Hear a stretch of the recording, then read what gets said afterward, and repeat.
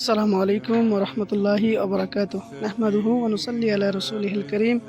আম্মা বাদ। প্রিয় দিনী ভাই ও বোন, বরকতময় ফজরের সালাতের পর যে সৌন্দর্য আমরা দেখতে পাই, এটা নিঃসন্দেহে আল্লাহ তাআলার একটি নিয়ামত, এবং যারা বরকতময় সালাতে ফজরের নামাজে উপস্থিত হয় তারা এই নিয়ামত থেকে বঞ্চিত হয় না।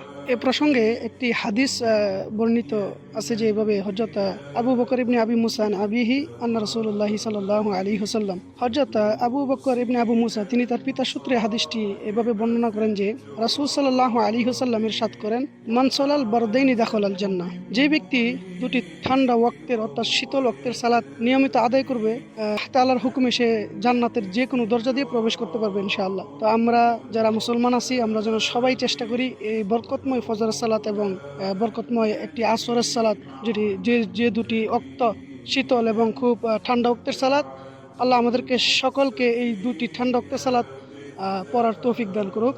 আমিন।